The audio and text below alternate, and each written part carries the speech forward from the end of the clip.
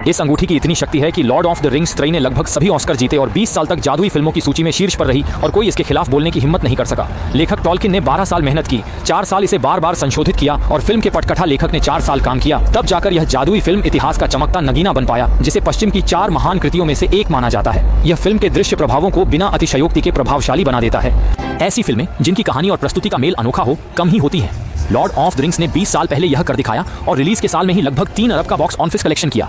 अब मैं आपको इस आकर्षक मध्य पृथ्वी के जादुई संसार की कहानी में ले चलूंगा, जिसकी शुरुआत मध्य पृथ्वी के पहले युग में होती है, जब अंधकार के स्वामी मॉर्गोथ ने आक्रमण किया और संयुक्त सेना द्वारा पराजित हुआ। मॉर्गोथ के प्रमुख सेनापति के रूप में सौरोन ने भागकर 1000 वर्षों तक छिपकर जीवन बिताया और दूसरे युग में एक निर्दोष युवक के रूप में खुद को प्रस्तुत किया।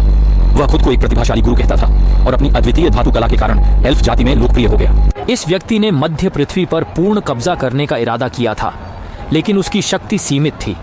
उसने षड्यंत्र रचते हुए सोने की आत्माओं को 19 जादुई अंगूठियां बनाने के लिए धोखा दिया। जल, फल और वायु की अंगूठियां एल्फ्स ने स्वयं बनाई, जबकि बाकी की 16 अंगूठियां 7 बौने राजाओं और 9 मानव सम्राटों को प्रदान की गईं।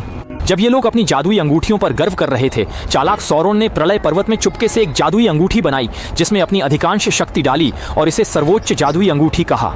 उसका इरादा इस अंगूठी से बाकी 19 अंगूठियों पर हुक्म चलाने का था। इस प्रकार विभिन्न जातियों के नेताओं की इच्छाओं को नियंत्रित करके अपनी दुनिया पर शासन करने की महत्वाकांक्षा पूरी करना।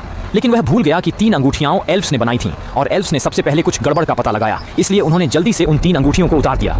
मानवों के 9 सम्राटों ने अंगूठी द्वारा उनकी ठीक होने की इच्छा को बढ़ा दिया और वे पहले ही सौरोन के 16 अनुयायियों के अधीन हो गए और उसके 9 अंगूठी भूत बन गए। बौने अपनी जिद्दी प्रकृति के कारण सौरोन के आगे नहीं झुके, लेकिन अंगूठी ने उनके भीतर की लालच को बढ़ा दिया।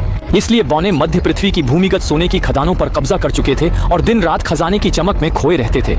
इस तरह बौने ड्यूरिन की वंशावली ने अपने कर्मों का फल भोगा और अंततः पतन की ओर बढ़े। जब सभी जातियों ने समझा कि वह सुंदर युवक असल में दानव राजा सौरोन है,